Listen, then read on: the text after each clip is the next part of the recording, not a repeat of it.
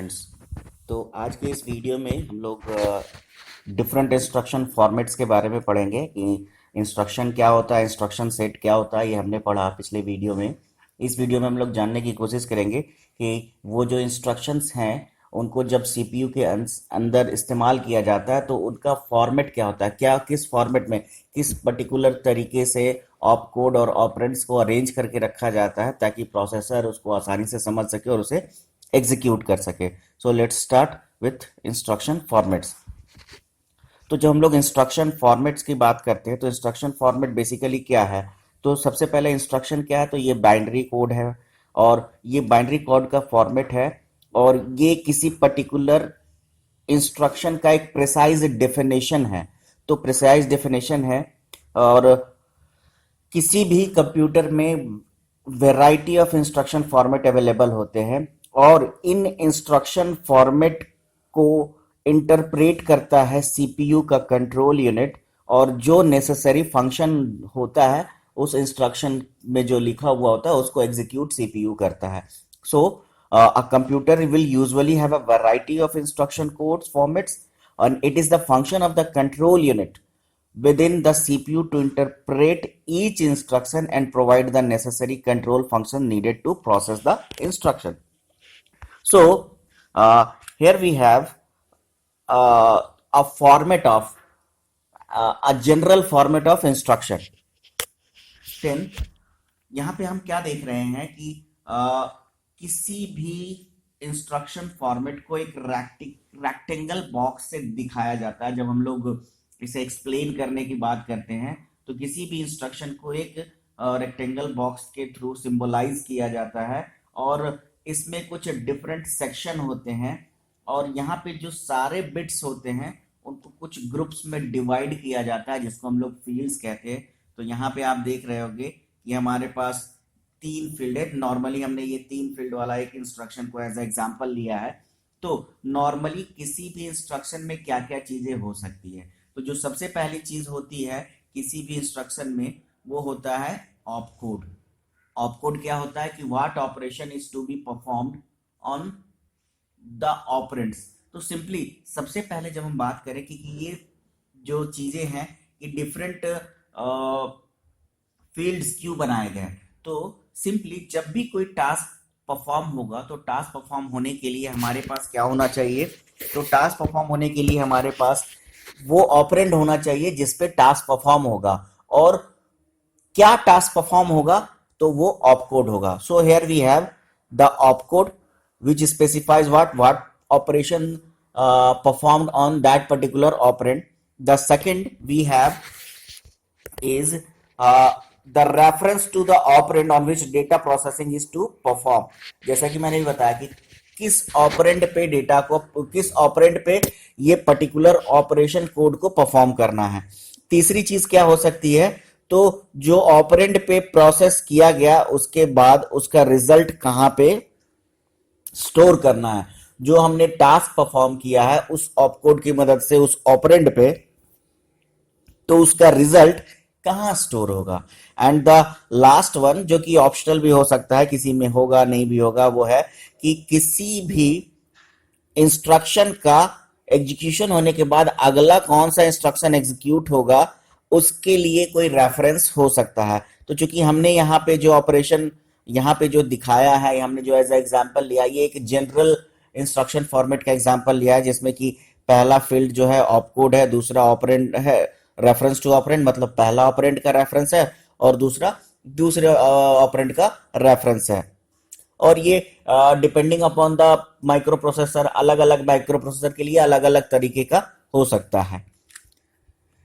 तो हम लोग यह कह सकते हैं कि instruction format is used to define the layout of the bits, कि हमने बिट्स को कैसे अरेंज करके रखा है। जैसे अगर हम यहाँ पे बात करें तो हमने नॉर्मली जो 8086 मशीन में जो ऑपरेशन परफॉर्म किए जाते हैं तो ये 4 बिट का है, ये आपका 6 बिट का है, this is 6 bit and this another is of 6 bit. So 6, 612 and 4, 16। तो ये एक 16 बिट का इंस्ट्रक्शन फॉर्मेट है और यहाँ पे 4 बिट जो है वो ऑप कोड है, अगला जो 6 बिट है वो ऑपरेंड 1 है और अगला जो 6 बिट है वो ऑपरेंड 2 का रेफरेंस है, या मे बी हो सकता है कि वो ऑपरेंड हो, depending upon which type of addressing mode we are going to use. तो एड्रेसिंग मोड हमने पढ़ा है, वहां पे हम समझ उसके हिसाब से यहाँ पे हो सकता है कि वो रजिस्टर का एड्रेस हो सकता है किसी मेमोरी लोकेशन का एड्रेस हो सकता है यहाँ पे ऑपरेंड ही हो, तो वो कुछ भी हो सकता है, वो depending upon the addressing mode. So an instruction format is used to define the layout of the bits allocated to these elements of instruction। और इस यहाँ पे एक जो सबसे इंपॉर्टेंट बात है कि in addition the instruction format explicitly और implicitly indicates the addressing mode used for each operand in that instruction, जिसकी बात मैंने अभी की कि केवल ये किसी इंस्ट्रक्शन का लेआउट ही नहीं बताता है, साथ ही साथ यहाँ पे ये भी डिफाइंड होता है कि एक्सप्लिसिटली और इम्प्लिसिटली, मतलब कि हम लोग ऊपरी तौर पे बाय फोर्सली या मशीन अपने तरफ से कौन सा एड्रेसिंग मोड को यूज कर रहा है जिससे कि हम ऑपरेंड को क्या कर सके, फेच कर सके या ऑपरेंड को तक पहुंच सके। सो नॉर्मली किसी भी इंस्ट्रक्शन फॉर्मेट का डिजाइन एक कॉम्प्लेक्स आर्ट होता है हर माइक्रो प्रोसेसर के लिए। तो जब भी कोई भी माइक्रो प्रोसेसर रिलीज किया जाता है तो जैसे कि उसके इंस्ट्रक्शन और इंस्ट्रक्शन सेट्स को भी रिलीज किए जाते हैं साथ साथ, तो उनके इंस्ट्रक्शन फॉर्मेट को भी साथ साथ रिलीज किया जाता है। सो कौन कौन से इंस्ट्रक्शन फॉर्मेट्स होंगे उसमें वो भी साथ साथ बताया जाता है जब कोई भी माइक्रो प्रोसेसर रिलीज किया जाता है। So the computer have a variety of instruction design for them in last so many years. तो ये जो डिजाइन इश्यूज है किसी भी पिछले कई सालों से, चूंकि नए नए प्रोसेसर बन रहे हैं तो सबके लिए हमारे पास आज बहुत तरह के इंस्ट्रक्शन है, डिफरेंट टाइप के इंस्ट्रक्शन है आज के डेट में। जैसे आप पेंटियम एमएमएक्स नाम का एक माइक्रो प्रोसेसर आया था, उसके पहले जितने भी माइक्रो प्रोसेसर थे उसमें मल्टीमीडिया, यानी वो केवल टेक्स्ट पे काम कर सकता था, मल्टीमीडिया पे काम नहीं कर सकता था, इमेज पे काम नहीं कर सकता था, क्योंकि इमेज को प्रोसेस करने के लिए इंस्ट्रक्शन उनके पास नहीं थे। तो जब एमएमएक्स पेंटियम एमएमएक्स नाम का जब इंटेल ने एक माइक्रो प्रोसेसर इंट्रोड्यूस किया तो उसमें 286 इंस्ट्रक्शन केवल इसलिए ऐड किए गए, वो जो थे कि किस तरीके से आप इमेज को, ग्राफिक्स को कैलकुलेट कर सकते हो, सर्किल कैसे कैलकुलेट होगा, लाइन कैसे बनेगा, इन सारी चीजों के लिए इंस्ट्रक्शन पहले से उसमें दिए गए थे। तो हर मशीन का इंस्ट्रक्शन सेट का जो डिजाइन इश्यू होता है वो किन किन चीजों पे डिपेंड करता है। तो जो सबसे पहली चीज होती है वो है इंस्ट्रक्शन लेंथ, कि किसी भी माइक्रो प्रोसेसर का जो इंस्ट्रक्शन फॉर्मेट है उसका पर्टिकुलर लेंथ क्या होगा। वो 8 बिट का इंस्ट्रक्शन होगा, 16 का होगा, 12 का होगा, आपका 32 बिट का होगा, कितने बिट का इंस्ट्रक्शन होगा वो। तो ये इंस्ट्रक्शन लेंथ एक इंपॉर्टेंट चीज है। उसके बाद एलोकेशन ऑफ बिट्स, तो हमने जैसे भी डिफाइन किया कि हमारे पास जो भी हमने एक एग्जांपल देखा उसमें वो 16 बिट का एक इंस्ट्रक्शन था, लेकिन वो 16 बिट में कौन कौन, क्योंकि उसी 16 बिट में ऑपरेट भी होने हैं, उसी 16 बिट में ऑपकोड भी होने हैं, उसी 16 बिट में आपका रेफरेंस टू स्टोरेज कहां पे होगा, हो सकता है उसी 16 बिट में नेक्स्ट इंस्ट्रक्शन का एड्रेस भी हो। तो कौन कौन से बिट किन किन चीजों के लिए वहां पे रिस्पॉन्सिबल है, तो वहां पे एलोकेशन ऑफ बिट्स बहुत मायने रखता है कि हाँ ये 4 बिट इसके लिए है, 3 बिट इसके लिए है, 4 बिट इसके लिए है, 6 बिट इसके लिए। This is called the allocation of bits. और अभी जैसे मैंने बताया किसी भी माइक्रो प्रोसेसर के इंस्ट्रक्शन फॉर्मेट का कोई साइज फिक्स नहीं होता है, उसमें डिफरेंट साइज के इंस्ट्रक्शंस हो सकते हैं। उसमें जैसे आपके 8086 माइक्रो प्रोसेसर में 12 बिट का भी इंस्ट्रक्शन है 12 बिट का भी इंस्ट्रक्शन फॉर्मेट है, 16 बिट का भी इंस्ट्रक्शन फॉर्मेट है, तो डिफरेंट लेंथ के इंस्ट्रक्शंस हो सकते हैं। तो जैसा कि मैंने बताया कि जब भी कोई भी माइक्रो प्रोसेसर रिलीज किए जाते हैं तो उसके इंस्ट्रक्शन फॉर्मेट भी साथ साथ रिलीज किए जाते हैं। अब हम लोग बात करें कि इंस्ट्रक्शन फॉर्मेट कितने तरह के होते हैं। तो नॉर्मली इंस्ट्रक्शन फॉर्मेट को जो यहाँ हम लोग देख रहे हैं वो देख रहे हैं on the basis of operand और रेफरेंस ऑफ ऑपरेंड जो प्रेजेंट है उस इंस्ट्रक्शन में, कि कितने ऑपरेंड या reference to the operand present है उस पर्टिकुलर इंस्ट्रक्शन में। उसके अकॉर्डिंगली हमने यहाँ पे क्या किया, इंस्ट्रक्शन को कैटेगराइज किया, इंस्ट्रक्शन फॉर्मेट्स को कैटेगराइज किया, जिसमें कि हमारा पहला इंस्ट्रक्शन है स्टैक ऑर्गेनाइजेशन, जिसको हम लोग कहते हैं जीरो एड्रेस इंस्ट्रक्शन। दूसरा सिंगल एक्यूमुलेटर ऑर्गेनाइजेशन, या ये 1 एड्रेस इंस्ट्रक्शन है।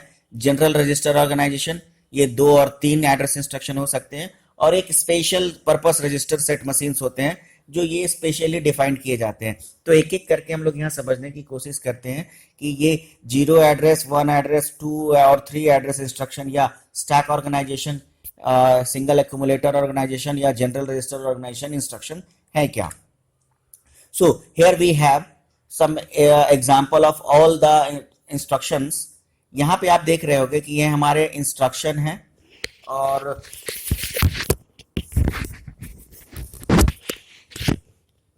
ये हमारे इंस्ट्रक्शन है। यहाँ पे आप देखो, this is opcode and this is ABC. These are operands. Here opcode, here operand. Normally ये जो ऑपरेशन आप देख रहे हो यहाँ पे असेंबली लैंग्वेज में इसको बताने की कोशिश की गई है। तो यहाँ पे देखो हमारे पास कितने एड्रेस हैं यहाँ पे। Here we have A, B, C. So here we have 3 memory reference. In this one, here we have A, B. Here we have 2 addresses. In this only A. That means only single address in instruction, and here only add, there is no memory reference, so there is a 0 address. So it means कि किसी भी instruction में कितने operand के reference या address available है उसके accordingly हमने यहाँ क्या किया है, इंस्ट्रक्शन फॉर्मेट को कैटेगराइज किया है। तो यहाँ पे जो ऑपरेशन परफॉर्म हो रहा है क्या हो रहा है, a equals to B plus C, मतलब बी और सी को जोड़ के स्टोर कहाँ करना है, ए में। जो मैंने कहा था कि ऑपरेंड हो सकते हैं और ऑपरेंड को कहाँ स्टोर करना है वो भी हो सकता है। तो यहाँ पे आपको दोनों चीजें दिख रही है। यहाँ पे ये नहीं बताएगा कि कहाँ पे स्टोर करना है। तो यहाँ क्या होगा, ए और बी को जोड़ा गया और ए बी को फिर वापस क्या किया गया, ए में डाल दिया गया है। यहीं पे यहाँ पे मशीन, ये सारी चीजें एक्सप्लिसिटली डिफाइंड हुई। यहाँ पे हमने क्या किया, फोर्सली बताया कि ए और बी को जोड़ना और जोड़ के बी और सी को जोड़ना है और ए में स्टोर करना है। लेकिन यहाँ पे हमने नहीं बताया कि ए को किसके साथ जोड़ना है। तो यहाँ पे मशीन इम्प्लिसिटली डिफाइन कर रहा है कि ए को एक्यूमुलेटर के साथ जोड़ना है। So here we have AC equals to accumulator. तो एक्यूमुलेटर क्या है, ये तो एक रजिस्टर है जो हमारे माइक्रोप्रोसेसर में होता है, हमने इसके बारे में डिस्कस किया है। और वहीं यहाँ पे किसी भी इंस्ट्रक्शन की बात नहीं की गई है। तो ये एक अलग तरह का ऑपरेशन होता है जिसको हम लोग कहते हैं स्टैक ऑपरेशन। तो उसको हम लोग देखते हैं एक एक करके एग्जांपल से। सो जो सबसे पहला हमारे पास मेथड है जिसको हम लोगों ने कहा एवोल्यूशन स्टैक आर्किटेक्चर, या फिर हमने उसका एक स्टैक ऑर्गेनाइजेशन भी सिंपली कहा। तो एवोल्यूशन स्टैक आर्किटेक्चर क्या कहता है कि ये जीरो एड्रेस मशीन होता है। यानी मतलब हमें यहाँ एड्रेस डिफाइन करने की जरूरत नहीं होती है, और जो टॉप ऑफ स्टैक पे होता है सिंपली स्टैक उसी पे ऑपरेशन परफॉर्म करता है। यानी यहाँ पे इम्प्लिसिटली मशीन डिफाइन कर देता है कि आपको किस पे ऑपरेशन परफॉर्म करना है। तो हमें बताना नहीं होता है कि कौन से एड्रेस पे हमें काम करना है। So the ALU of such machine directly refers to stack which can be implemented in main memory or register both. These machine contains instruction like push and pop to load a values on stack and store a value on the memory respectively. यानी push करेंगे तो मतलब हम लोग top of stack पे क्या करेंगे, data को पुश कर रहे हैं, और पॉप करने की बात करेंगे तो जो टॉप ऑफ स्टैक पे है वहां से डेटा को क्या करेंगे, हटाएंगे। तो यहाँ पे किसी भी एड्रेस को यूज नहीं किया गया, इसीलिए इसको जीरो एड्रेस इंस्ट्रक्शन भी कहते हैं या एवोल्यूशन स्टैक आर्किटेक्चर कहते हैं। इसके कुछ एडवांटेज है, जैसे कि ये बहुत छोटा इंस्ट्रक्शन होगा, शॉर्ट इंस्ट्रक्शन होगा, क्योंकि यहाँ में मेमोरी रेफरेंस को डिफाइन नहीं करना है। और ये स्टैक का सारा ऑपरेशन सीपीयू के अंदर परफॉर्म होता है, क्योंकि आपने पढ़ा होगा कि स्टैक पॉइंटर कहाँ होता है, तो सीपीयू के अंदर एक रजिस्टर है। तो इसीलिए सीपीयू के विदिन ये काम हो रहा है, तो हमें कोई एक्स्ट्रा मेमोरी रेफरेंस लेने की जरूरत नहीं हो रही है। ऑपरेंड एएलयू के क्लोज में है तो एग्जीक्यूशन क्या होगा, फास्ट होगा। लेकिन इसके कुछ डिसएडवांटेज भी है। डिसएडवांटेज क्या है कि ये जनरल नेचर में नहीं होते हैं, और दूसरी सबसे इंपॉर्टेंट बात है कि यहाँ पे टेक्स्ट और स्ट्रिंग का प्रोसेसिंग नहीं हो सकता है, इसीलिए इसके भी कुछ डिमेरिट्स हैं। वहीं पे हमारे पास नेक्स्ट है, उसी एग्जाम्पल को यहाँ पे हम एक एग्जाम्पल ले रहे हैं। एग्जाम्पल हमारे पास ये है कि a into B plus C into D divided by E, ये एक हमारे पास ऑपरेशन है। Basically this one is the problem, और इस प्रॉब्लम को हम लोग स्टैक को यूज करके सॉल्व करने की कोशिश करेंगे। ये इसका पोस्टफिक्स नोटेशन है, रिवर्स पॉलिसी या पोस्टफिक्स नोटेशन बोलते हैं। जो आप लोग इसको आगे सी या डेटा स्ट्रक्चर में आपको पढ़ना है इसके बारे में। खैर यहाँ पे हम लोग कह रहे हैं क्या हुआ, सबसे पहले पुश ए किया हमने, यानी जो ए है उसको टॉप ऑफ स्टैक पे डाला, और फिर अगला क्या किया, पुश बी, अगेन मल्ट यानी ए और बी जो है उसको मल्टीप्लाई, अगेन सी को पुश किया, फिर डी को पुश किया, फिर सी और डी को मल्टीप्लाई किया, अगेन ई को पुश किया और उसके बाद डिवाइड किया जो रिजल्ट है, और इसके बाद हमने उसको क्या किया, ऐड किया और पॉप कर लिया। तो अब देखते हैं यहाँ पे ऑपरेशन कैसे परफॉर्म हो रहा है, उसको यहाँ समझते हैं। सो हेयर अभी स्टैक क्या है हमारा, एम्प्टी है, और टॉप ऑफ स्टैक क्या हो रहा है, खाली हो रहा है। जैसे ही हमने पुश किया, ए कहाँ चला आया, यहाँ पे, और टॉप ऑफ स्टैक उसके एक ऊपर चला गया। फिर हमने क्या किया, पुश बी, तो बी ए के ऊपर चला गया और टॉप ऑफ स्टैक उसके ऊपर है। अब क्या किया, हमारा तीसरा ऑपरेशन क्या था, ए इंटू बी, तो इसने ए बी को मल्टीप्लाई कर दिया, तो ए और बी जो भी होगा अब वो इस लोकेशन पे है। अगेन हमने सी को पॉप पुश किया और डी को पुश किया, अब यहाँ हमारे पास सी और डी का मल्टीप्लीकेशन है और टॉप ऑफ स्टैक इसके ऊपर है। अब क्या कर रहे हैं, हमने ई को पुश किया क्योंकि ई को सी और डी के मल्टीप्लाई से डिवाइड करना है, तो यहाँ पे आप देखो सी इंटू डी डिवाइडेड बाई ई। अब लास्टली क्या होगा, ए बी का मल्टीप्लीकेशन हमारे पास है और सी डी को मल्टीप्लाई करके डिवाइड करने के बाद यहाँ पे हमें मिल गया, तो क्या हुआ, यहाँ पे हमारा रिजल्ट आ गया, ये फाइनल रिजल्ट था, और उसके बाद हम लोग क्या करेंगे, पॉप कर लेंगे, जो रिजल्ट था उसको हम लोग बाहर ले आएंगे। सो this is called stack operation, और इस तरीके से जीरो एड्रेस पे हमने काम कर लिया। दूसरा जो हमारे पास आर्किटेक्चर है इसको हम लोग कहते हैं एक्यूमुलेटर मशीन। यहाँ नॉर्मली मशीन इम्प्लिसिटली डिफाइन करता है एक एक्यूमुलेटर को, यानी आप यहाँ कोई एड्रेस नहीं दोगे तो मशीन समझेगा कि एक्यूमुलेटर की बात की जा रही है। सो this is called one address register, जिसमें कि एक ऑपरेंड एक्यूमुलेटर होगा, दूसरा ऑपरेंड आप डिफाइन करते हो। So this machine contains a special register called accumulator which holds the result of arithmetic, logical और shift operation. The accumulator is an implicit address, जैसा मैं कह रहा हूँ मशीन डिफाइंड एड्रेस है, और this instruction is such machine normally one address instruction. इसमें फायदा क्या है, तो फायदा क्या है कि यहाँ पे चूंकि एक ही एड्रेस होता है तो ये छोटा होगा 2 और 3 एड्रेस मशीन से, और परफॉर्मेंस वाइज ये थोड़ा स्लो होगा क्योंकि फ्रीक्वेंट मशीन को एक्सेस करना होगा मेमोरी को। तो यहाँ पे सेम प्रॉब्लम को हम सॉल्व करने की कोशिश कर रहे हैं। तो यहाँ क्या किया, पहले हमने लोड ए, जो इसके पहले का जो हमारे पास प्रॉब्लम था, A into B plus C into D divided by E, तो हमने पहले लोड ए किया और मल्ट बी। तो लोड जब ए किया तो ए कहाँ गया, तो ए चला गया एक्यूमुलेटर में। सो देखिए ट्रांसफर ए टू एक्यूमुलेटर, और अब यहाँ हमारे पास एक ही एड्रेस है मल्ट बी, तो मल्ट बी किसके साथ, तो मल्ट बी अगर हमने लिखा और यहाँ कोई ऑपरेंड नहीं है, इसका मतलब कि जो एक्यूमुलेटर है उसके साथ बी को मल्टीप्लाई कर दो। यानी हमने ए को तो लोड किया था, तो लोड कहाँ किया ये भी नहीं बताया, लेकिन वो एक्यूमुलेटर में गया क्योंकि ये मशीन डिफाइंड है। तो यहाँ पे हमें एक ही एड्रेस देने की जरूरत पड़ी, केवल हमने बी के बारे में बताया, ए के बारे में नहीं बताया इस इंस्ट्रक्शन में। लेकिन मल्टीप्लीकेशन होने के बाद क्या हमें मिलेगा, ए और बी का मल्टीप्लीकेशन मिलेगा, और जो मल्टीप्लाई होने के बाद आया वो टी में चला जाएगा, और फिर लोड सी, सेम ऑपरेशन, सी को एक्यूमुलेटर में और फिर एक्यूमुलेटर के साथ डी को मल्टीप्लाई करना है, और उसके बाद जो रिजल्ट आया उसको फिर क्या करेंगे, ई से डिवाइड कर देंगे, और अब ऐड करेंगे जो हमने टी में रखा था। तो ए और बी का मल्टीप्लीकेशन को हमने कहाँ रखा, टी में, और यहाँ पे जो रिजल्ट आया जो अभी एक्यूमुलेटर में है उसको हमने टी के साथ क्या कर दिया, ऐड कर दिया, और जो रिजल्ट आया उसको स्टोर एफ यानी एफ में स्टोर कर दिया। यानी यहाँ पे हमने क्या किया, एक ही एड्रेस पे सारा काम कर लिया। इसके बाद हमारे पास है जो अगला है general purpose register set machine. इसमें कि 2 या 3 एड्रेसेस हो सकते हैं, तो उसको हम एग्जांपल से देखते हैं सिंपली।